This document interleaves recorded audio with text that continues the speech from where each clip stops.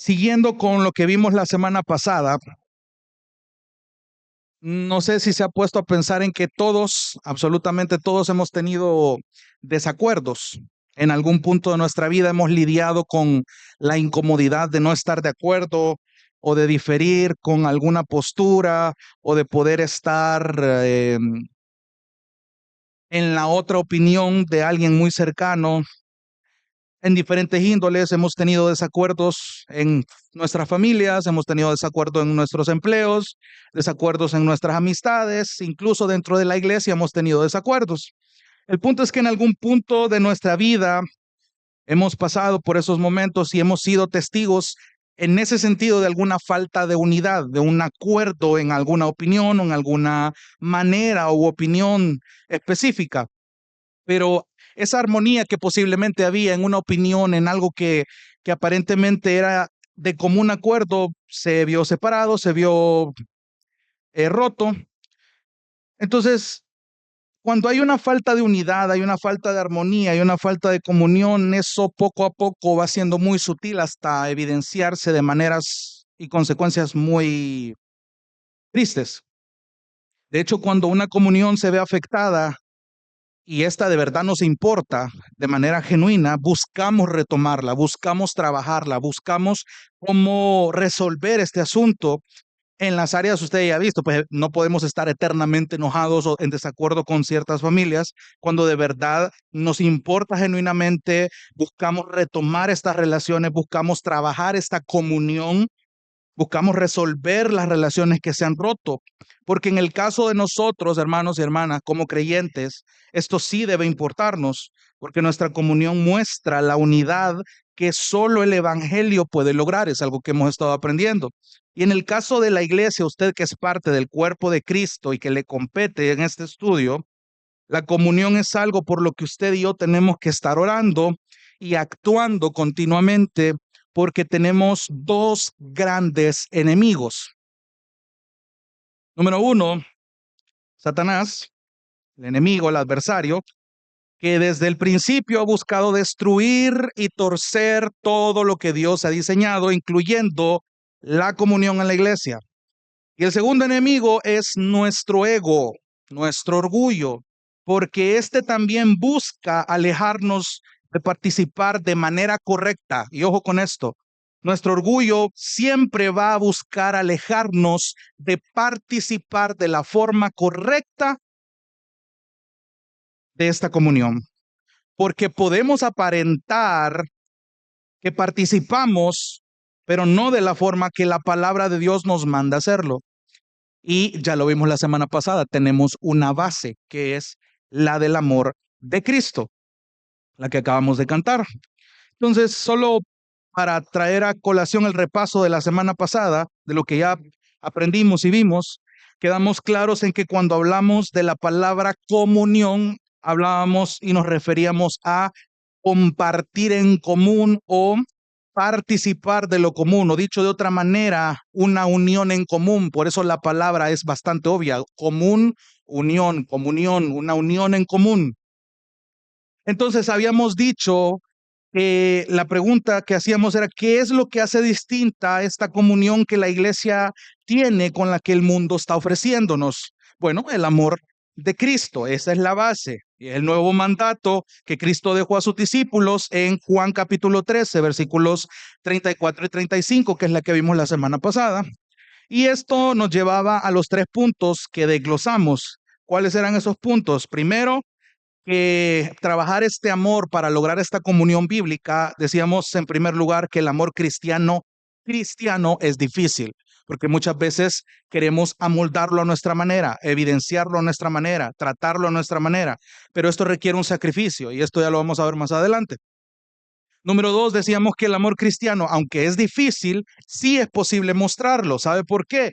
Por la gracia, por la paciencia, por la bondad y por la misericordia que Dios ha mostrado hacia nosotros en Cristo.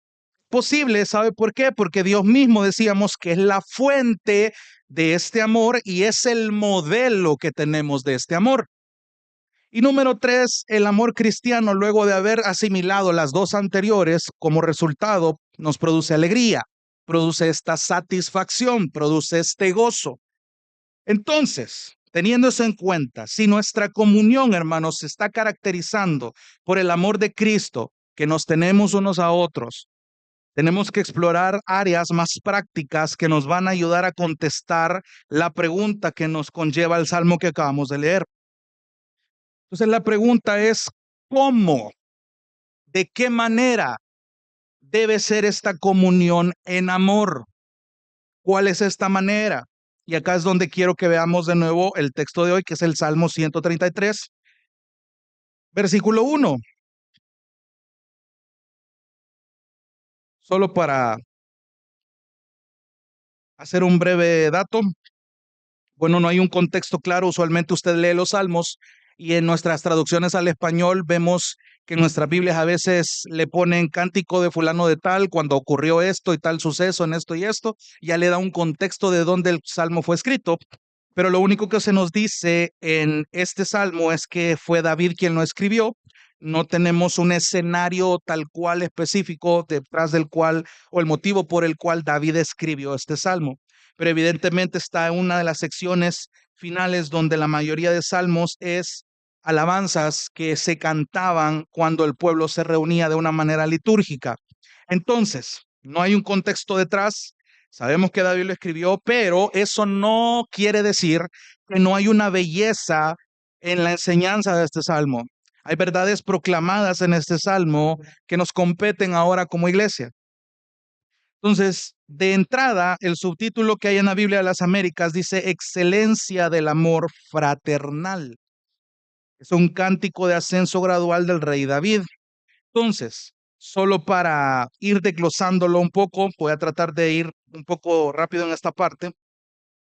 Versículo 1, miren cuán bueno y cuán agradable es. La Reina Valera dice cuán delicioso, es la misma idea. Que los hermanos habiten juntos en armonía. Solo en ese versículo hay ciertas palabras que yo quiero que usted resalte o que usted subraye. Para empezar, tenemos el miren o mirad en la Reina Valera. Esto, si usted le presta atención, lo que está queriendo decir el rey David es, atención, contemplen, vean, sean testigos, admiren en lo bueno y en lo agradable que es. ¿Qué cosa? Que los hermanos, y aquí quiero hacer un paréntesis, ¿qué es lo que David describe como bueno y agradable a lo que hay que prestarle atención? Que los hermanos, que dicho sea de paso, son parte de un mismo pueblo del Señor, cierro paréntesis, habiten. Y esa palabra es interesante porque otra traducción dice permanezcan. Permanezcan como juntos en armonía. Toda esa frase juntos en armonía en el hebreo solo es una palabra. De hecho, la traducción eh, más exacta es unidos. Dicho de otra manera, es cuán bueno y cuán agradable es que los hermanos permanezcan unidos o permanezcan en unidad, que es parte de lo que estábamos cantando hace poco. Al punto que yo quiero que vea es que David buscaba transmitir esta idea de la bondad, por eso le llama bueno, y del deleite, por eso ese juego de palabras tanto en la Reina Valera como en la Biblia de las Américas. Cuán agradable, cuán delicioso. Esto es similar a cuando David está comparando en el Salmo 19 los efectos de la ley del Señor en quien la lee y en quien la medita. Es más preciosa que el oro, más rica que la miel que destila del panal. Es casi similar la idea. Cuán bueno, cuán delicioso, cuán agradable. A David podía transmitir una bondad y un deleite que el pueblo de Dios podía ver él cuando hay una unión en común, cuando hay una comunión. Y hasta ahí el versículo 1 se explica solito.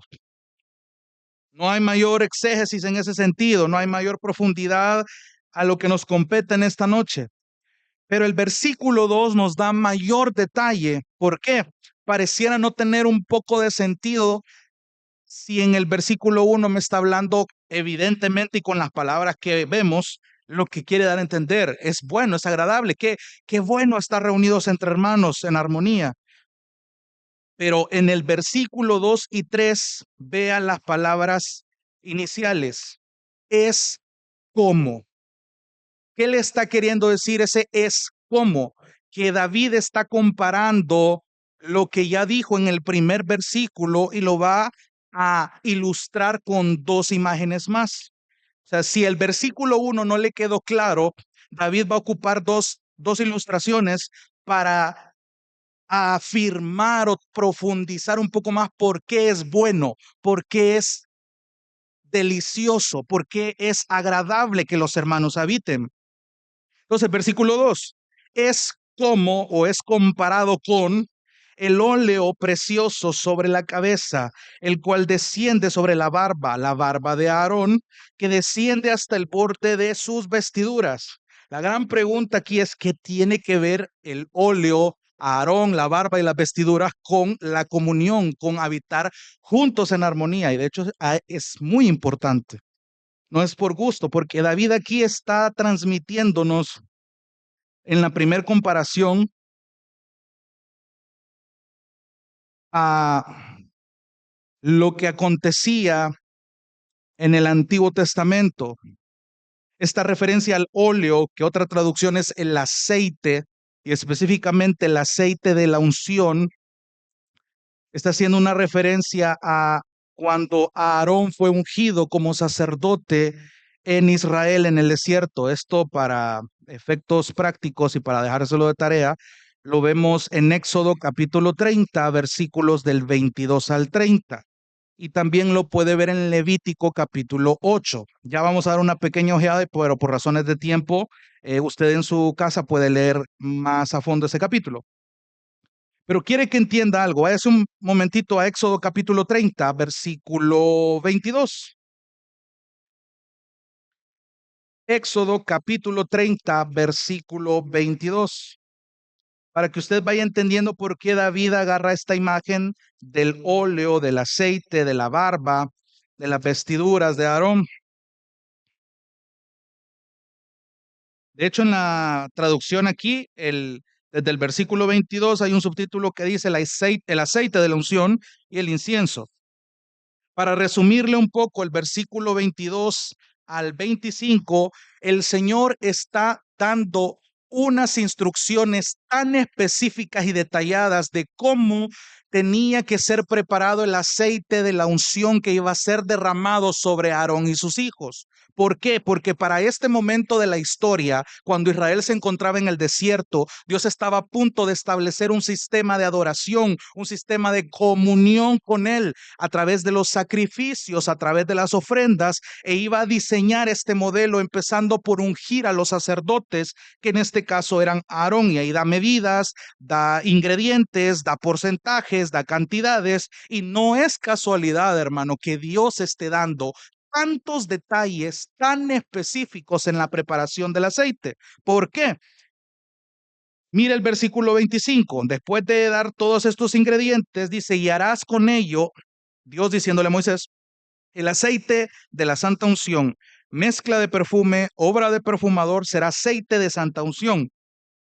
Versículo 26, y con él ungirás la tienda de reunión y el arca del testimonio, la mesa y todos sus utensilios, el candelabro y sus utensilios, el altar del incienso, el altar del holocausto y todos sus utensilios, la pila y su base, los consagrarás y serán santísimos. Todo aquello que los toque será santificado. Versículo 30, y ungirás a Aarón y a sus hijos y los consagrarás para que me sirvan como sacerdotes, y hablarás a los israelitas diciendo: este será aceite de santa unción para mí por todas sus generaciones. Versículo 32, no se derramará sobre nadie, ni harán otro igual en las mismas proporciones. Santo es y santo será para ustedes. Cualquiera que haga otro semejante, o el que ponga de él sobre un laico, es decir, otra traducción, sobre un extraño, será cortado de entre su pueblo. Quedémonos ahí. Parece un poco drástico que Dios haya dejado esta advertencia solo por un aceite, pero no era cualquier aceite, lo acaba de decir. Era un aceite que representaba algo tan exquisito para el Señor, tan sagrado, tan santo, que era con lo que iba a ser ungido el sacerdote. No podía ser replicado, no podía ser derramado sobre alguien más que el Señor no haya designado o dicho. Imagínense hasta dónde llegaba, que Dios estaba advirtiendo que si algo se alteraba de este aceite, por mínimo que fuera, iba a ser cortado del pueblo. En otras palabras, iba a ser desechado, iba a ser probablemente muerto a pedradas. Entonces, es interesante. ¿Y qué tiene que ver esto con el Salmo 133? Váyase a Levítico capítulo 8. Solo vamos a ver los primeros versículos, porque es largo. Éxodo, Levítico. Ahí nomásito. Levítico capítulo 8, un libro que pocos han leído. Levítico capítulo 8, pero es interesante este libro. Consagración de Aarón y de sus hijos, versículo 1. Entonces el Señor dijo a Moisés: toma a Aarón y a él, y con él perdona a sus hijos, y las vestiduras, el aceite de la unción, el novillo de la ofrenda por el pecado, y aquí hay más detalles. Los 2 carneros y la cesta de los panes sin levadura, y reúne. Préstele atención a esa palabra. Reúne a toda la congregación a la entrada de la tienda de reunión. Moisés hizo tal como el Señor le ordenó, y cuando la congregación se había reunido a la entrada de la tienda de reunión, valga la redundancia, las redundancias aquí no son casualidad, Moisés dijo a la congregación: esto es lo que el Señor ha ordenado hacer, y ya usted ya lo sabe, ya lo vimos en Éxodo. Vuelva al Salmo 133. ¿Qué quiere decirnos David cuando está comparando lo agradable, lo bueno de que los hermanos habiten juntos en armonía? Para empezar, el evento donde Aarón es ungido es un evento importante dentro de la historia de Israel, un evento que significó un avance en el plan de Dios para convivir con su pueblo, y esto representaba un momento de alegría, esto representaba un momento de gozo, y al mismo tiempo representaba un momento de reverencia, porque era Dios mismo quien estaba estipulando a los sacerdotes. En otras palabras, hermanos, lo que esta comparación busca es reflejar cómo el pueblo reunido por mandato de su Señor encuentra lo bueno y lo agradable cuando se les designa un sacerdocio para su pueblo, y poder empezar a adorar a su Señor como lo había planeado el Señor a Moisés. ¿Se acuerda? Vas a decirle esto a Faraón: deja ir a mi pueblo para que me sirva, para que me adore. Una vez que el plan va en marcha y llegan a este punto en el desierto, esto era importante porque Dios estaba cumpliendo lo que había prometido. Empezar el propósito de la adoración a través de los sacrificios, a través de las ofrendas, era algo importante. Y por esa razón precisamente es que todo el pueblo tenía que estar reunido. Todo el pueblo tenía que estar junto, todo el pueblo tenía que ser testigo. Esto significaba para los israelitas una razón alegre, una razón de deleite, una razón buena. Estaban viendo una bondad, estaban viendo una delicia, un deleite. Y no es casualidad que Dios haya sido tan enfático en los detalles del aceite que ya le mencioné. Recuerdo haber tenido la gracia, cuando estaba en mis últimos años del seminario, haber conocido al pastor Alexander Strauch, y estaba escuchándolo a él dar una clase, y de hecho él lo predicó en una de las iglesias, pero no pude estar, precisamente de este salmo. Y hay algo que me impactó mucho que él enseñaba. Y él decía que hay una gran realidad en esta ilustración de Aarón. Y él decía que así como un aceite, como el óleo que aquí se describe, el óleo preparado, o sea, vaya viendo los detalles que ya leyó en los otros libros. Hay un aceite, es este óleo preparado hasta el más mínimo detalle por mandato del Señor, un óleo que fue derramado sobre la cabeza del sacerdote, que inevitablemente el aceite, el óleo no se quedó solo en la cabeza, sino que descendió, recorrió las barbas de Aarón y dice que se extendió hasta sus vestiduras. Y de esa misma manera, decía él,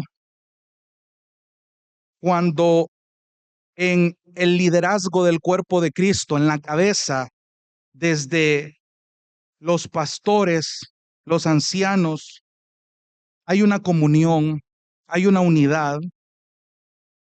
Esto va a recorrer por su alrededor, va a afectar gloriosamente porque entendemos que ahora en el Nuevo Testamento evidentemente la cabeza es Cristo, pero al tener este diseño dentro de la iglesia, cuando hay una comunión se nota desde el liderazgo hasta el resto de cada hermano en el cuerpo de Cristo.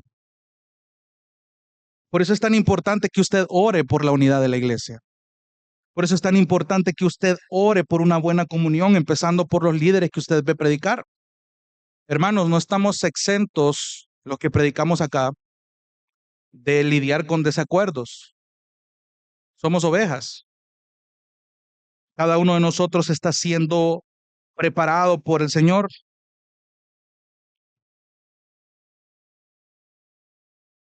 Y cuando usted entiende el valor de esta comunión, de cuán bueno, de cuán delicioso, de cuán agradable es, usted anhela esta comunión. ¿Sabe por qué? Porque como pecadores, como ovejas, somos propensos a tener desacuerdos. Pero la oración consciente debe existir que dentro de nosotros exista lo bueno, lo agradable de habitar juntos en armonía, de permanecer unidos. Esta armonía, este habitar juntos, esta permanencia en unidad es como el óleo que desciende. Es inevitable cuando una comunión se refleja, no solo se queda en un área en específica, esto afecta a lo demás inevitablemente, recorre, es algo que Dios mismo diseñó, es algo que Dios detalló. Habitar juntos en armonía afecta positivamente, es un efecto glorioso que viene diseñado por el Señor. Es como el óleo precioso sobre la cabeza, el cual desciende sobre la barba de Aarón que desciende hasta el borde de sus vestiduras. Entonces tiene sentido por qué David elige esta comparación. Versículo 3, la segunda ilustración. Dice, es como el rocío de Hermón que desciende sobre los montes de Sión. Básicamente aquí está dando una imagen de el rocío de una gran montaña que se está extendiendo hacia montes más pequeños. De hecho, si usted busca información en internet, se va a dar cuenta de que, bueno, el monte Hermón existe hasta hoy. Es un conjunto de tres montañas, como una especie de cordillera muy alta. En la mayoría de imágenes que usted encuentra, estos montes se ven afectados ya por la nieve, por el hielo. Evidentemente tienen sus estaciones. Pero llama algo la atención en este lugar, porque estas tres montañas están ubicados, bueno, entre tres países aparte de Israel. Y cuando hay épocas donde se ve como nevado debido a su altura, es un lugar majestuoso. Pero cuando el clima ha estado caliente y hay un cambio de estación, viene la lluvia que logra afectar el ambiente y esto pasa, es decir, hay un rocío, es como estas gotas que quedan así en la humedad luego de un cambio de clima, de una lluvia, a tal punto de que las partes más altas de la montaña, este rocío, todo lo que se empieza a descongelar, desciende a los montes más pequeños y llega hasta el valle. Este rocío que queda por las mañanas comienza a producir esta frescura en el ambiente. Cuando usted ve esta figura, el monte de Hermón, cuando el rocío del monte de Hermón desciende sobre los montes de Sión, que son montes más pequeños, no está perdiendo la figura. Está comunicando la misma idea, es decir, al utilizar la figura de la montaña ya está hablando de una frescura en el ambiente, Cuando uno encuentra un deleite en climas así, no sé si usted es fan o le resulta muy cómodo ese clima. Un clima fresco, un clima donde el calor no afecta, pero el frío tampoco es exagerado. Un clima fresco, adecuado, ideal. O sea, y usted siente esa sensación de frescura, de comodidad, alivio, un deleite. Y es en esta forma en la que el rey David describe la comunión dentro del pueblo de Dios. Es algo refrescante para el alma. Al final está diciendo, es como el rocío de Hermón que desciende sobre los montes de Sión. Y al final dice, porque allí mandó el Señor la bendición y la vida para siempre. ¿A dónde Dios mandó la bendición? ¿Sobre el monte Hermón? No está hablando de eso. Está hablando de la acción de habitar juntos, la unidad, la comunión, porque es algo que no solo muestra que Dios es el autor de esto, sino que la vida eterna se caracteriza por este tipo de unión. Hermano, si usted no lo había pensado, cuando usted viene y se reúne aquí, usted está disfrutando, esa es la idea del salmista, esa es la oración que yo tengo, que cada vez que nos reunamos aquí, esto represente para usted algo bueno, algo agradable, algo deleitoso, algo que lo sienta delicioso para su alma. No es tanto por una cosa o por la otra, sino todo lo que implica. Hay un acto de adoración en la comunión, en cantar su palabra, en orarla, en predicarla, en compartirla. Porque si a usted esto le resulta solo venir un jueves a hacer algo, acto de presencia y después nos retiramos, no estamos entendiendo el Salmo 133, no estamos entendiendo la comunión y por ende me remito al tema de la semana pasada. Tenemos que evaluar cómo está nuestro concepto del amor cristiano, según Juan 13:34. Porque para David y para todo aquel que ha entendido que Dios es quien ha diseñado la comunión basado en su amor, esto representa una tensión que provoca en nosotros decir cuán bueno, cuán delicioso, cuán agradable. Allí mandó la bendición el Señor, allí está la bendición del Señor, una bendición que fructifica en amor, una bendición donde su evangelio ahora de este lado del Nuevo Testamento es mostrado. Cuando nosotros disfrutamos reunirnos en armonía, juntos, permanecemos unidos, la gloria del evangelio es mostrada. Se puede mostrar la comunión, se puede mostrar el amor. Allí mandó el Señor la bendición, la vida para siempre. ¿Qué cree usted que vamos a estar haciendo en la eternidad? Cada quien va a andar por su lado. ¿Usted cree que va a andar por su lado? En la eternidad es exactamente como se está describiendo acá. Bueno, delicioso, agradable, armonía, habitando, permaneciendo unidos por la eternidad. Ese es el sentido de David. ¿Por qué es importante entender esto, hermano? Porque como lo decíamos la semana pasada, cuando yo entiendo la importancia, lo que en mí debería provocar y no está pasando, eso debería de inmediatamente de llevarme a examinar mi corazón, a pedir perdón, a inclinarme delante del Señor y a decirle que trate con mi corazón, que me humille, que me quebrante, porque no estoy entendiendo, hay algo que mi orgullo no me está dejando ver. Y hacíamos la oración la semana pasada al final, o sea, una oración que yo les decía, es una oración que conlleva mucho temor para su servidor, pero que es necesario y que Dios es tan bello que en su voluntad siempre lo va a hacer. Entonces, ¿por qué es necesario entender el Salmo 133 tal cual? Porque hay belleza en esta comunión, hay belleza en esta unidad, porque es algo que va impregnado del amor del Señor. Otra vez, examine su corazón, ¿qué representa para usted venir acá a la iglesia? ¿Servir nada más? ¿Hablar con alguien nada más? ¿Solo venir a hacer acto de presencia, decir hola, Dios te bendiga y adiós?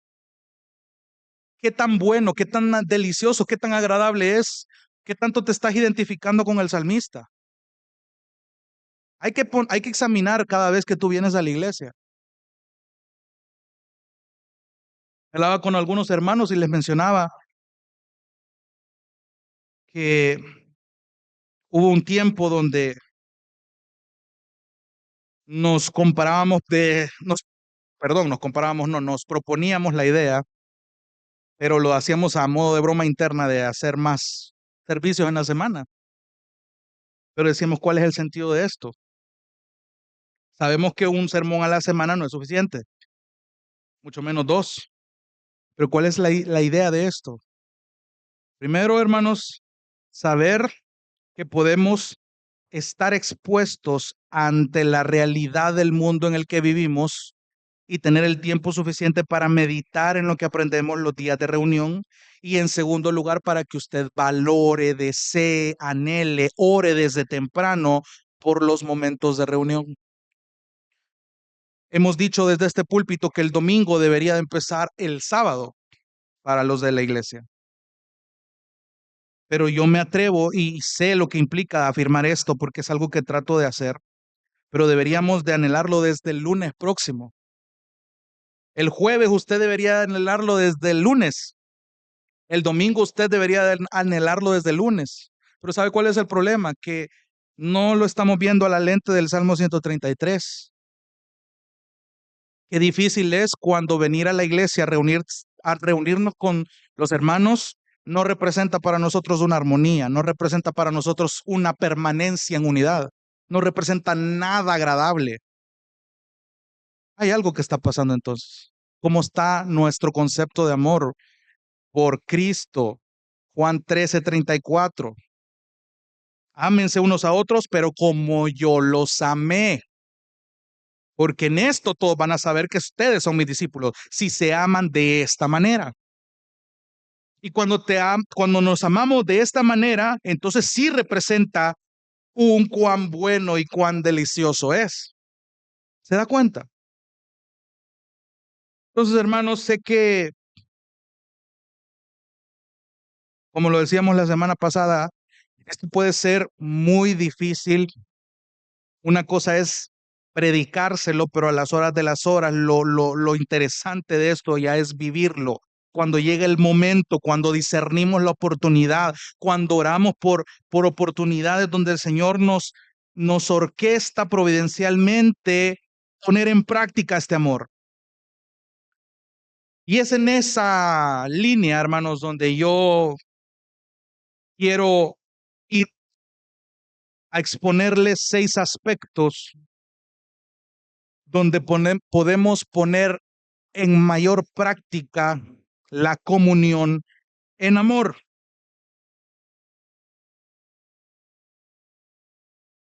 ¿Por qué? Dijimos la semana pasada que el amor es sacrificial, es sacrificado, hay una enorme barrera, es nuestro ego. Decíamos que hay una lucha espiritual. No ignoremos estos dos enemigos que buscan alterar esta comunión. No lo ignore, no lo ignore.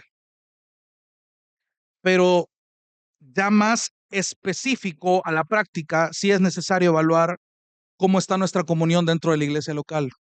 Podemos tener una muy bella comunión con nuestra familia y gloria a Dios. Podemos tener una comunión muy bella en nuestro trabajo. Gloria a Dios. Podemos tener una comunión muy bella con amigos, incluso que no forman parte de la iglesia. Y eso no es malo. Pero si tú te llamas cristiano y tu comunión con la iglesia local donde te congregas está por los suelos, hay algo que no está cuadrando con tu evangelio. Hay algo que no está cuadrando con tu vida. Hay algo que tú no estás madurando. Hay algo que tú no estás creciendo. Y le voy a repetir esta frase en esta media hora que me queda. Necesitamos crecer en estos aspectos, incluyendo su servidor. Necesitamos madurar en estas áreas prácticas. Lo necesitamos. Así como necesitamos aprender a amar como Cristo amó a nuestros prójimos, porque yo no puedo decir que amo al Señor que no veo, perdón, que amo al Señor a quien no veo, pero no estoy amando al que sí veo. No tiene sentido, no hay una congruencia. Entonces, 6 aspectos de la comunión en amor. Número 1, la comunión en la diversidad. Ya este tema ya lo vimos, hay cosas que ya hablamos en su momento, no las voy a repetir por tiempo, pero si usted recuerda un poco el tema de la diversidad, decíamos que estamos unidos en Cristo, juntos con personas bien diferentes a nosotros, que venimos de distintos contextos, tenemos distintas personalidades, tenemos distintas opiniones de diferentes temas y por esa razón, cuando el Señor nos manda amar a personas tan distintas a nosotros, esto requiere un entendimiento, pero no un entendimiento nuestro, un entendimiento bíblico. ¿Por qué? Porque si estamos amando como nosotros, para nosotros nos conviene, esto no funciona así. No estamos haciendo caso al nuevo mandamiento de Cristo. Ámense unos a otros, pero no a tu manera, es como yo los he amado. Entonces, cuando yo entiendo que hay gente tan diversa a mi alrededor en la iglesia local, amarlas va a requerir un entendimiento correcto, un entendimiento bíblico. Si yo me pongo a pensar en esto significa que el amor de Cristo alcanzó a todas estas personas que son diferentes a usted, hermano. Si usted ve alrededor y los que no han venido y los que vienen los domingos, usted ya se puede sus caras. Cristo y su amor lo alcanzó, lo acabamos de cantar. Cuán profundo y ancho es el amor de Cristo, cuán profundo, cuán admirable es su inmenso amor. Cuando yo entiendo eso, yo logro apreciar a estos hermanos, aunque sean bien diferentes a mí. Entonces, a la hora de yo intentar tener una relación más intencional con esta gente, yo procuro entender cuáles son sus anhelos, cuáles son las luchas que estas personas tienen, de qué trasfondos vienen, porque cometemos el error muchas veces de criticar, de juzgar ciertas costumbres o maneras en las que muchos hermanos se pueden expresar, pero no conocemos su contexto. No tenemos la intención de acercarnos, no tenemos una intención de hacer una comunión en la diversidad, pero usted está llamado a esto. Por eso le digo, necesitamos crecer en esto. Es más, cuando yo busco una reconciliación, si es que ha existido desacuerdo con estas personas distintas a mí, es porque me interesa que no hayan barreras, que no hayan obstáculos en esta diversidad. Ya vimos el montón de barreras que hay en la diversidad, barreras económicas, barreras políticas, ya esto ya lo vimos. Pero cuando a mí me interesa que eso no exista, entonces yo voy a intentar tener una relación con ellos, pero a partir de un entendimiento intencional. Porque a mí me interesa tener una amistad sólida en Cristo con mis hermanos. ¿Le interesa a usted? Porque esto usted y yo tenemos que procurarlo con cada hermano, con cada hermana dentro del cuerpo. No tiene que existir favoritismos, hermanos, porque es algo que Santiago 2 condena. Es algo que Pablo anima en Romanos 12:16. Algo muy breve. Leámoslo rapidito. Romanos capítulo 12, versículo 16. Es breve, conciso lo que Pablo está diciendo. Romanos 12:16 simplemente dice, tengan el mismo sentir unos con otros, no sean altivos en su pensar, sino condescendiendo con los humildes, no sean sabios en su propia opinión. Humildad, pero para que haya humildad, ¿qué tiene que pasar? Que lo quiebren, que le quiebren su orgullo, que le quiebren su ego. No puede existir esto fuera de la ecuación. Si usted está orando por humildad para ser como Cristo, requiere quebranto. ¿Se imagina una iglesia así de intenso en el buen sentido de la palabra?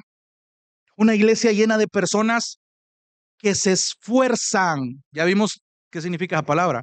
Personas que se esfuerzan por crear amistades reales, por crear amistades importantes, a pesar de que no tengan nada en común, diferente personalidad, ni siquiera tenemos la diferente edad, ni los mismos gustos, ni estamos en las mismas etapas de la vida, pero a pesar de que existen estas diferencias, tengo algo en común que está sobre todo ello, Cristo. Cuando Cristo es lo que yo tengo en común con esta persona, no hay barrera en la diversidad que me impida una amistad sólida en Cristo con mis hermanos. Hay que tener mucho cuidado, hermano, con los estereotipos en este tema, porque yo me puedo acercar a alguien diferente a mí solo por compromiso, solo por hacer una especie de lista. Bueno, hoy tengo a todos los hermanos estos con los que no me llevo, voy a hacer una lista, voy a empezar a marcar a los que sí les hablo, a los con los que sí he salido a comer. Bueno, con este ya salí a comer, con esta otra persona sí, con esta otra no. No se trata de eso, no es simplemente hacer un espacio de agenda, hacer algo por compromiso, solo para hacerlo de una manera impulsiva sin el entendimiento correcto. Se lo digo de otra manera, acérquese con el entendimiento de que Cristo murió por ellos. ¿Sabe cuál es el entendimiento correcto para que usted se pueda empezar a relacionar con alguien bien diferente a usted? Métase bien en la cabeza. Cristo murió por ellos. Y su anhelo principal debe ser que estos hermanos y hermanas crezcan, maduren, fructifiquen. Ese es el entendimiento correcto. Esa es la base más sólida que la Biblia le ofrece para tener relaciones en la iglesia. Cristo murió por sus hermanos, por este pecador que usted tiene enfrente también.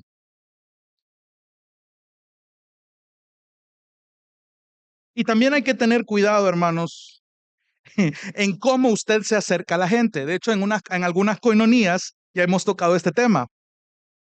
Le pongo el ejemplo. Yo usualmente tendía, o espero yo estar mejorando en esta área, pero yo tiendo a ser muy intenso cuando le hablo a alguien nuevo. Yo empiezo a llenarlo de preguntas, de interrogatorios, como que si se tratara de algo detectivesco. Mire, ¿de dónde viene, hermana? ¿Y de dónde estudió, hermano? ¿Y de dónde nos visita, hermano? ¿Y qué calor ve, hermano? Entonces, la primera impresión que esta gente tiene de mí, que es un gran intenso. Y yo incluso en eso, si tengo el entendimiento correcto, yo debo ser sensible en ese aspecto, yo debo ser cuidadoso. Si yo llego así, de esta manera, yo puedo entorpecer un buen intento de relacionarme con otros hermanos.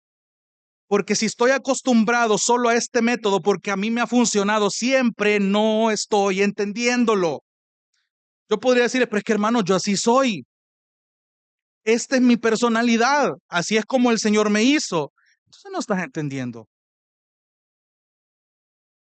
¿Te das cuenta que el amor requiere sacrificio, que no es a tu manera? Por eso tienes que ser muy cuidadoso. Examina a estos hermanos. Ay, van a andar muchos con complejo de detective así. Pero no es eso, hermano, sino que hay algo orgánico que el Señor busca en cada uno de nosotros cuando la belleza de la comunión comienza a forjarse en la iglesia. No se acostumbre a un solo método porque es el único que le ha funcionado. No es con su método. ¿Sabe cómo debe empezar? Orando. Orando por el entendimiento. Dicho de otra manera, ore por sabiduría. Santiago se lo dice.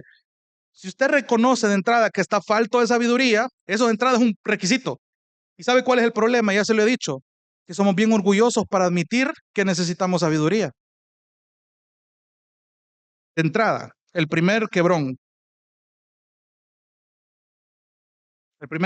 perdón. De entrada yo tengo que reconocer que me falta sabiduría y si reconozco eso, yo debo ir hacia donde me la dan. Es algo gratuito. Pídasela al Señor y Él se la va a dar abundantemente y sin reproche. Entonces empiece orando por sabiduría, Señor, ¿cómo yo debo acercarme a este hermano sin ahuyentarlo por quedar de intenso? Ore por eso, o sea, sea intencional en esas cosas tan pequeñas porque a usted le interesa esta comunión en la diversidad. Porque cuando hay amor, el amor busca entendimiento, el amor busca sabiduría. Y usted va a se va a dar cuenta, perdón, de las maneras en las que usted se puede acercar a alguien sin ahuyentarlo.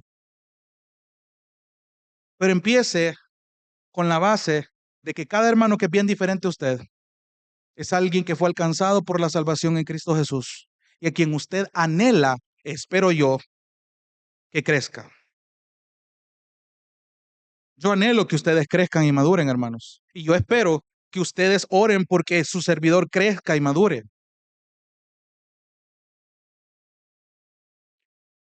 Número 2, la comunión en el servicio. Si el Salmo 33 nos dice que la comunión que es buena, que es agradable, que es deliciosa, requiere un amor, conlleva un amor, implica un amor, este amor es sacrificial, ya lo vimos. Cuando usted viene y se reúne, hermano, no nos reunimos para ser servidos, sino para servir. Se lo repito, cuando usted venga a reunirse, métase en su mente que usted no viene para ser servido, sino para servir, para edificar. Es verdad, nosotros tenemos esta comunión de edificarnos unos a otros, de ser edificados por su palabra, pero ya cuando la liturgia de la iglesia termina, empieza la comunión real, la orgánica. Y si usted solo espera ser servido y no servir, solo espera ser edificado y no edificar, hay un problema con su concepto de comunión, por ende, su concepto de amor también. Y el principal acto de servicio que usted puede tener en la comunión de la iglesia es lo que dice Gálatas 6:2, cortito. Lleven unos las cargas de los otros. Eso dice Gálatas 6:2. Claro, conciso, claro, por supuesto. Eso es lo único que dice. Lleven los unos las cargas de los otros y cumplan así la ley de Cristo. Necesitamos crecer en esto, hermanos.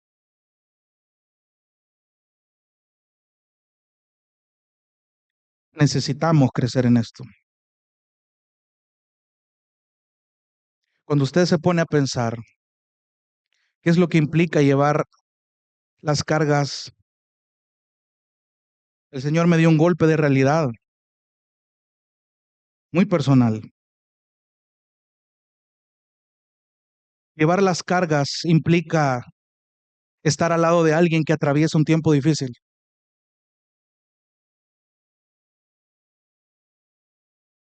un tiempo espiritual complicado, un tiempo donde su salud se ha visto afectada o cualquier dificultad que pase. Y literalmente ayudamos a llevar su carga. Llevar las cargas de otros también implica que yo tengo que ser paciente, muy paciente con mi hermano o con mi hermana, porque yo voy a tener que lidiar con las luchas espirituales que tiene por un tiempo que no es corto. Nadie se quiere echar esa carga a la espalda.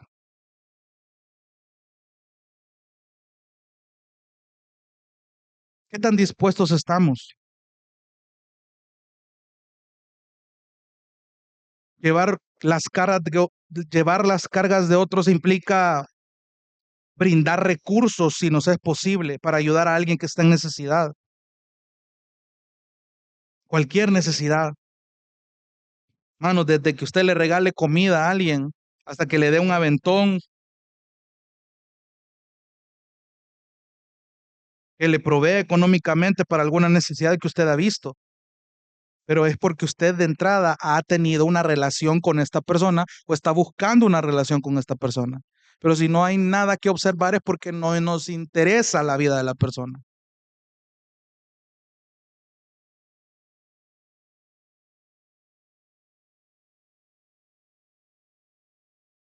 ¿Sabe cuál es el problema que hemos vivido en la iglesia? Nuestro concepto del servicio. Muchos venimos donde las iglesias nos enseñaban que el servicio se traducía en un activismo, poder estar una y otra vez presente, fogueándonos dentro de la iglesia, haciendo diferentes actividades. Y está bien ofrecerse para ayudar en diferentes áreas de la iglesia. Si usted se ha fijado aquí, tenemos necesidades en el cuidado de los niños, hay necesidades a la hora de guardar el sonido, de conectarlo, de desconectarlo. Hay necesidad incluso cuando ciertos hermanos alojan a otros. Y está bien, ofrecerse para esas cosas está muy bien. Pero si usted, hermano, es de esas personas que ama hacer cosas en la iglesia, y hablo específicamente de estas cuatro paredes, no solamente se quede ahí. No le estoy diciendo que su, su voluntad para ofrecerse a ayudar está mal, no. Pero la comunión en el servicio me está diciendo a mí que no debo ignorar el tipo de relación edificante que yo puedo crear con mis hermanos fuera de las paredes de este local. Me agrada ver a muchos hermanos que nos ayudan en la iglesia, pero no sabes qué edificante puede ser que tu servicio también lo puedas dar fuera del local de la iglesia, a tus hermanos, de diferentes maneras, en necesidades que tú has identificado. Entonces tú estás creando una cultura de comunión en tu servicio a tus hermanos. ¿Sabes por qué? Porque entiendes que eso va a requerir un sacrificio de tu parte.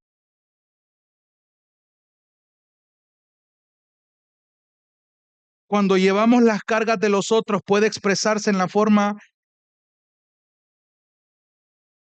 sacrificial. Piensa, hermano, ¿qué es lo que tú tenés que sacrificar que muchas veces no querés hacerlo con tal de ayudar a una persona?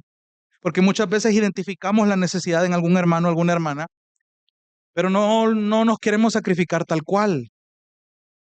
Hacemos un sacrificio a medias.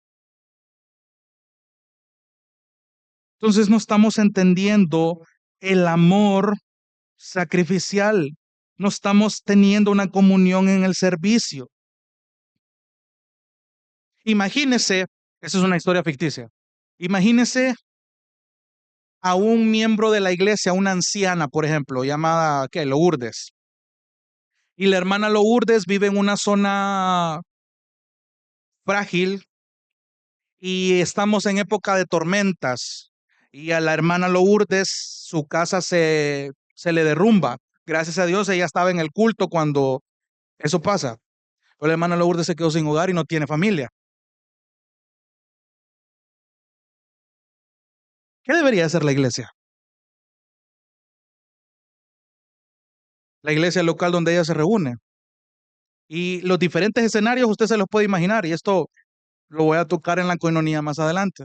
Pero póngase a imaginar, yo he conocido casos muy similares ahí en Honduras y en otras iglesias aquí en El Salvador,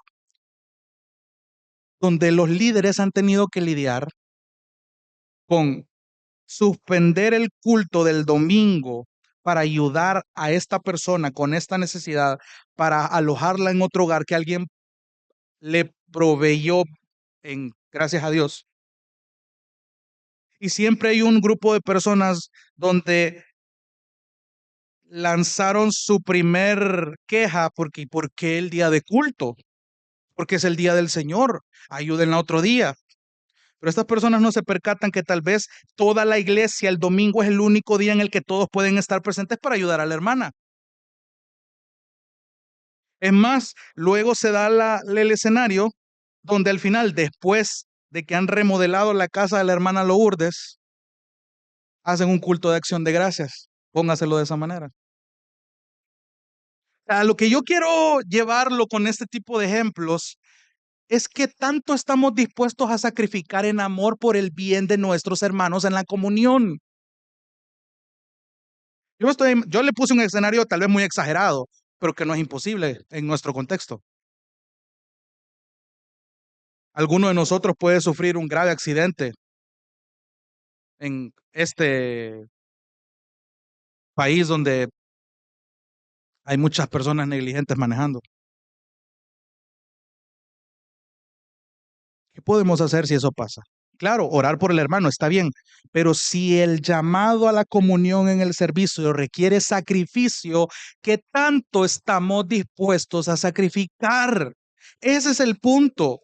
¿Qué tanto usted y yo estamos dispuestos a sacrificar por comunión con nuestros hermanos? Y aquí yo veo un patrón tan interesante, hermanos, y es que al Señor le encanta desafiar nuestros contextos para probar nuestro amor por nuestros hermanos. Voy corriendo por razones de tiempo ya. Número 3, la comunión con la verdad. La comunión con la verdad. Una iglesia, hermanos, que anda en la verdad, que enseña la verdad, que habla la verdad, lo sabemos muy bien, es porque anhela que todos maduremos unos con otros.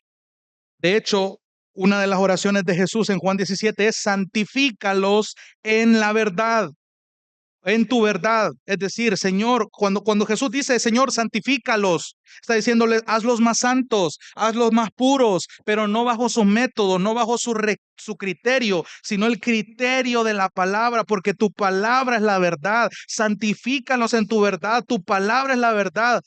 Esto es muy similar a lo que Pablo le dice a los colosenses en Colosenses 3:16, que la palabra de Cristo more, pero no simplemente more, sino que more en abundancia en ustedes, enseñándose y exhortándose unos a otros con toda sabiduría. De nuevo la sabiduría. ¿Sabe por qué, hermanos y hermanas? Porque la palabra de Dios puede abundar en mí, pero no de manera sabia. Yo puedo exhortar a alguien, pero no de manera sabia. Yo puedo enseñar a alguien, pero no de manera sabia. ¿Se da cuenta por qué es importante orar por esto? Necesitamos crecer en estas cosas. Y esto requiere transparencia, hermano. Es decir, cuando se lo he dicho a varios hermanos, en algún punto yo debo de exponerme de manera embarazosa delante de ustedes. Présteme atención. ¿A qué me quiero referir por esto? Cuando Santiago 5:16 dice que nos confesemos nuestros pecados unos a otros y oren unos por otros para que sean sanados, no le estoy diciendo que usted vaya y se exponga con todas sus luchas, hasta con lujo de detalle de las más oscuras, a todos los miembros de la iglesia. No le estoy diciendo eso. No, no me voy a venir yo a perder media hora a decirles, hermanos, este es Jonathan pecador y esto, o sea, porque no estoy edificando, solo estoy alimentando un morbo, un chambre, una murmuración. Pero lo que sí le estoy diciendo es que si usted no se está exponiendo, y eso va a requerir momentos incómodos, momentos, preguntas incómodas, diálogos, momentos donde necesitamos ser expuestos. Pero si yo no me estoy abriendo, si usted no se está abriendo a una o dos personas en la iglesia, usted tiene que preguntarse por qué no lo está haciendo. ¿Por qué evita exponerse de esa manera? ¿Tememos a ser expuestos? ¿Tememos ser reprendidos? ¿Le tenemos miedo a admitir que no tenemos todo bajo control en nuestras vidas? Porque tiene que considerar, hermano y hermana, que si usted y yo estamos escondiendo nuestros pecados y estamos faltando en esa área a las personas que nos aman genuinamente, ¿sabe lo que estamos haciendo? Estamos robando, quitando, obstaculizando la oportunidad de hacer un bien espiritual a nuestros hermanos. Qué edificante es cuando la verdad en amor es hablada de un hermano a otro. Cuando usted es ejemplo de transparencia, eso le va a enseñar a otros cómo humillarse correctamente. Y eso es un bien espiritual, un muy bien espiritual, un mayor bien. Necesitamos ejemplos en la iglesia de humillación. ¿Quién es el principal? Cristo. Si Él estuvo dispuesto a humillarse, nosotros también, en pro de la comunión. Cuando amamos la verdad nos conduce a la santidad, pero para crecer en santidad y madurar requerimos humillarnos. Y no solo hablo de transparencia, hablo de una proclamación. Hermanos, no siempre va a ser fácil decir la verdad acerca de Dios y de su palabra, pero es necesario. Por eso necesitas oración primero. Pensá en tus relaciones que tenés hoy en la iglesia, con los hermanos que tenés. Esos momentos van a llegar en algún momento, van a ser inevitables. Van a suceder y tenés que estar preparado con la verdad de la palabra sobre la base del amor de Cristo, dentro de la comunión buena y agradable que el Salmo 133 te dice, porque a mí me interesa que tú crezcas y a ti debe interesarte que yo crezca.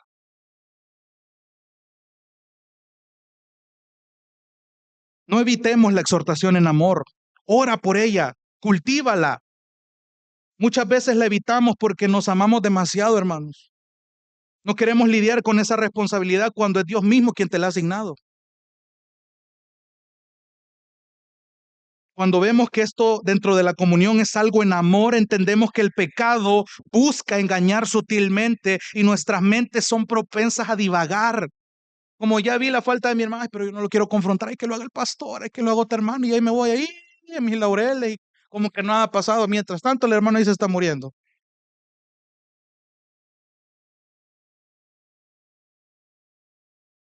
Necesitamos crecer en esto. Necesitamos crecer en esto. Levítico 19:17 dice: razonarás con tu prójimo para que no participes de su pecado.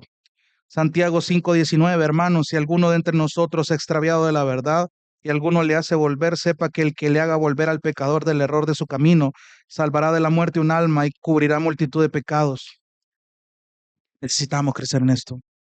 Número 4, la comunión con el perdón, hermano, y esto es un golpe al ego. Si la base de esta comunión es el amor, eso significa que debe existir una disposición a perdonar y a reconciliarnos cuando la comunión se ha roto.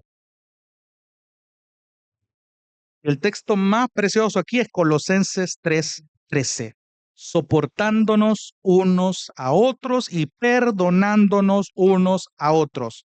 Si alguno tuviera una queja contra otro, de la manera que Cristo los perdonó, así también háganlo ustedes. El perdón de Cristo es la base para su perdón. Cuando alguien peca contra usted, que es inevitable, ¿cuál es su reacción? ¿Cuál es su instinto? Muchos nos alejamos, nos amargamos, nos resentimos, pensamos dentro de nosotros, yo no quiero tener nada que ver con esta persona. Unos tienen pensamientos vengativos. Esto es peligroso, hermanos. Esto es muy peligroso. Esto es lo que busca el enemigo, es lo que busca triunfar con nuestro orgullo. Pero ninguna de estas dos cosas debería tener lugar en la comunión de la iglesia. Hermano, si alguien peca contra ti, tienes que recordar lo primero que te enseñé. Dios no se ha apartado de esta persona, la sigue adoptando en su familia. Cristo ya absorbió la ira de Dios por el pecado de esta persona. Ya no es necesario que tú pienses en venganza. Es más, como alguien a quien Dios le ha perdonado mucho, como aquella parábola, ¿cómo vas a permitir, hermano, que el pecado que Dios ya resolvió se interponga entre nosotros y nuestros hermanos y hermanas en Cristo? Recuerda la parábola del siervo infiel, se le perdonó un montón de dinero, pero él no estuvo dispuesto a perdonarle la deuda menor a quien se le debía. Perdonar desde una postura de misericordia, hermanos, quiere decir que tú te vas a rehusar a dejar que el pecado se interponga en el camino de una relación amorosa. Cuando la postura de la misericordia es la correcta para perdonar, ¿sabes lo que tú estás haciendo? Te estás rehusando a guardar rencor, te estás rehusando a ser resentido. Hermanos, cuán peligroso, tóxico es el resentimiento entre los hermanos en Cristo. Es peligroso, no lo veas como algo apático. Tener rencor entre los hermanos es peligrosísimo para la comunión, porque esto va a evitar y alejarte de la comunión del Salmo 133. Regálame unos minutitos más, ya voy aterrizando. Es difícil, lo entiendo. Ya lo dijimos la semana pasada, pero no caigas en el rencor. No caigas en creer que tu método de venganza es mayor que la obra que Cristo hizo en la cruz.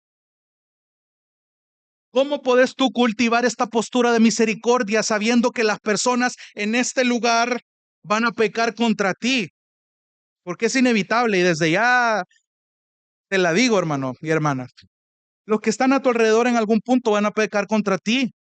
Y esa debería de ser razón para que tú te alejes o para evitar que tú te relaciones con la gente. No, es todo lo contrario. Porque es la base del amor. Yo recuerdo habérmele acercado al pastor Marcelo después de una prédica de Corintios 13, donde él decía, y aprendí mucho, donde él decía que en la base del amor de Cristo debemos esperar lo mejor de nuestros hermanos. Pero yo venía con un concepto de siempre esperar lo mejor, siempre hay que esperar lo peor de un pecador. Pero ¿cómo yo armonizo esta realidad? Porque es verdad, somos pecadores y en muchas ocasiones vamos a pecar, vamos a ofender a nuestros hermanos. Lo vimos la semana pasada, en algún punto hemos decepcionado a alguien, no hemos escuchado consejo y vamos a ofender a alguien, vamos a incomodar a alguien. Es verdad, pero también es verdad, y este es el equilibrio que la palabra nos da. La base del amor hacia mi hermano, aunque peque contra mí, es porque yo debo esperar lo mejor de estas personas, porque la mira, el sentido, mi mirada está puesta en la certeza de la obra de Cristo en las personas. Me voy a fijar más en lo que la palabra de Dios dice, que el que comenzó la buena obra la está perfeccionando, la está madurando. Si esa es una realidad en tus hermanos que tenés alrededor y en el servidor que te está predicando, tenés que fijarte más en la certeza de esa obra, confiar más en esa obra que en el pecado de estos hermanos. Porque, hermano, la gente te va a fallar, eso es claro. Pero ¿sabes qué más es verdad? Que Cristo está obrando en esa persona. Y si en algún momento estas personas te fallan, ahí está la oportunidad para que tú vengas y muestres esta comunión, de que muestres este amor, de que muestres la comunión en el perdón y cómo el amor entendido bíblicamente puede extender misericordia. Esto es difícil. ¿Sabes por qué? Porque buscamos hacerlo a nuestra manera, porque el resentimiento mina nuestros corazones.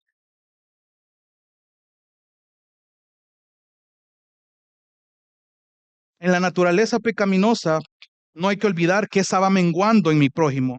Anhelamos que eso pase, oramos porque eso pase, porque yo voy a estar dispuesto a perdonarlos 70 veces 7, porque sé que en el proceso de menguar van a pecar contra mí. Uno de mis profesores del seminario llamado Carlos Montoya dijo en un sermón algo muy breve. Dios en su bondad nos va a proveer de personas difíciles. Número 5, la comunión en el sufrimiento.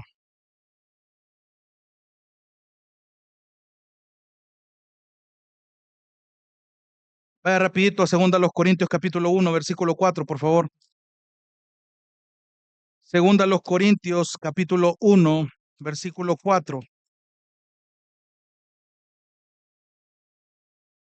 desde el 3.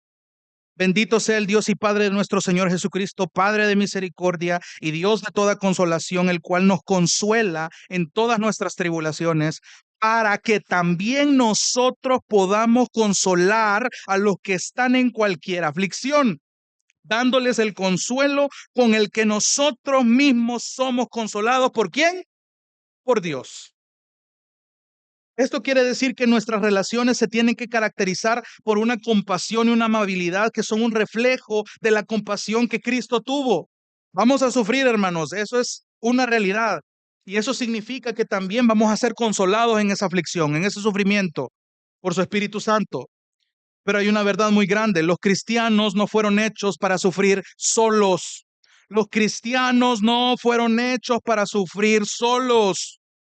Si tú estás sufriendo, una de las formas en las que Dios quiere consolarte es a través de la iglesia, a través de la comunión. Si tú estás conociendo a alguien que está sufriendo, es probable que tal vez ahorita no sea el tiempo para una palabra de reprensión tan tosca. ¿Sabes para qué? Para que el toque compasivo semejante al de Cristo llegue en primer lugar. Es el tiempo para la palabra suave, para un abrazo, para una oración o simplemente para sentarte con alguien y simplemente escucharlo. Y entonces Dios te va a dar los momentos para poder confrontar en amor a esta persona si es necesario. Cuando tú le ofreces el consuelo a alguien que sufre de verdad, eso, hermanos, no te lo enseñan en ningún seminario. No lo podés marcar en una lista de cosas por hacer. No es algo que va a requerir de un mismo método para cada caso. Eso no funciona así. Pero sí es algo en lo que podés prepararte. Pero tenés que empezar construyendo relaciones. Cuando lleguen las pruebas, en ese momento tenemos que estar listos para estar disponibles para ellos. Bendito Dios por aquellos que hacen de su hábito ofrecer consuelo a través de la oración, del acto de la presencia, de una ayuda práctica, o simplemente he visto a muchos hermanos cantando un poco más fuerte para que las canciones de ánimo puedan rodear a quienes se sienten demasiado débiles para cantar. Hay canciones que pegan justo en la tribulación. No sé si a usted le ha pasado, hermano, que a veces hay hermanos que nos observan cuando cantamos. Que hay alabanzas que tal vez no se pueden, pero le queda como anillo al dedo justo a la tribulación que usted está pasando. O la verdad que usted necesita escuchar en medio de esa tribulación. Hasta en eso usted puede edificar en medio del sufrimiento. Hasta en el canto podemos animarnos unos a otros en el sufrimiento. ¿Sabe por qué? Porque cuando hay una comunión en medio del sufrimiento, este amor va siendo más cómodo el sufrimiento. El yugo es fácil, la carga es ligera. Y número 6, la comunión como un solo cuerpo. Hermanos, la palabra nos llama a amar y a estar comprometidos con toda la congregación, no solo con una parte de la congregación. Pero la pregunta final es, ¿cómo entonces podemos ser fieles para amar a toda la congregación cuando realmente no conozco también a todos los hermanos que se congregan aquí? Solo permítame darle 4 aplicaciones breves. Si usted no se lleva con todos los hermanos, si usted no conoce a todos los hermanos, empiece orando por las necesidades que sí conoce de la iglesia. Proyectos en específico que se anuncian desde aquí. Esa es una excelente forma de demostrar amor y servir a toda la congregación. Si usted no conoce necesidades particulares de algunos hermanos, entonces empiece a orar por ellos de manera general. De hecho, por eso lo invitamos a cada rato al grupo de las 7 de la mañana. Hay un grupo de hermanas que está orando por una gran lista de necesidades de salud. Usted se va a dar cuenta quiénes están enfermos, quiénes están orando por familiares con cáncer, quiénes necesitan provisión de empleo, quiénes tienen fortaleza espiritual, los proyectos de la iglesia. O sea, cuando hay un interés, entonces buscamos orar por las necesidades de la iglesia. Segundo consejo. Usted puede amar a toda la congregación cuando usted edifica a otros hermanos a través de un discipulado orgánico. Si bien es cierto, hay muchos hermanos que pertenecen a un discipulado establecido en algunos hogares de algunos hermanos. Cuando usted tiene un discipulado orgánico, es decir, hay alguien que orgánicamente usted está aconsejando, usted está enseñando, tiene conversaciones donde hay una profundidad en compartir lo que Dios les ha mostrado en las aflicciones. No tiene idea cómo eso, lo que usted aprende en la aflicción y lo ministra a otro hermano, no tiene idea cómo edifica, cómo está alimentando la comunión, cómo está alimentando el amor. Eso edifica, eso es orgánico, eso es precioso, es algo por lo que usted debe orar y empieza a practicar. Tercero, una de las cosas más amorosas y prácticas que usted puede hacer es ofrendar. Y no le estoy diciendo esto porque tal vez hace falta pisto para pagar la iglesia, no. Es que simplemente 2 Corintios también lo dice, que parte de una generosidad mostrada en el corazón de los hermanos por el bien de la congregación se muestra a través de ofrendas. Lo que Dios dispone en el corazón. Hay un gran significado, hermano, y en su momento lo vamos a estudiar. Cuando citamos tanto ese texto de no con tristeza ni por necesidad, porque Dios ama al dador alegre. Hay una implicación interna para poder incluso hasta ofrendar, pero eso lo vamos a ver en su momento. Y cuarto, usted puede comprometerse a amar a alguien cuando asiste a las reuniones de miembros. No se deje engañar, hermanos, cuando hay reportes de finanzas, hay aspectos lógicos y pareciera esto que no le interesa, pero no se deje llevar por eso, porque aunque sí debemos ser diligentes en presentar cómo estamos mayordomizando los recursos que Dios nos ha permitido tener, tenemos que aprovechar las reuniones de miembros para estar pendientes de la salud de la iglesia. porque ahí usted muestra su amor y su interés por toda la congregación y por lo que el cuerpo hace, por los proyectos que tiene, por los candidatos a miembros. O sea, son cosas muy pequeñas con las que puede empezar. Entonces, hermano, en conclusión, necesitamos crecer en estas cosas, porque hay muchas cosas que no estamos haciendo o muchas que hemos dejado de hacer. Y yo le dejo de tarea que ore para que el Señor inquiete nuestros corazones y nos dé el valor para hacer lo que como iglesia somos llamados a hacer. Pero al mismo tiempo, le animo a que demos gracias por lo que sí se está haciendo, por la misericordia y por la gracia de Dios. No permita, hermanos, que ni el enemigo ni nuestro orgullo nos alejen y nos priven de decir igual que el salmista: miren cuán bello y cuán delicioso es que los hermanos habiten juntos en armonía. Vamos a orar. Dios te bendiga. Realmente es un privilegio para nosotros que puedas escuchar el mensaje de la palabra de Dios. Esperamos que Dios obre en tu vida grandemente a partir de lo que puedas escuchar y aprender a través de este sermón. Sin embargo, creemos que solo este sermón es insuficiente y no debería de suplantar por ningún motivo tu asistencia a una iglesia local. La iglesia local es el medio por el cual Dios obra en la vida de su pueblo. Te motivamos a que busques una iglesia sana donde congregarte o puedas contactarte con nosotros en nuestras redes sociales para que nos puedas visitar. Será un gusto poder servirte y que podamos juntos adorar a Dios en comunión con sus redimidos mientras aprendemos de su palabra. Que el Señor te bendiga.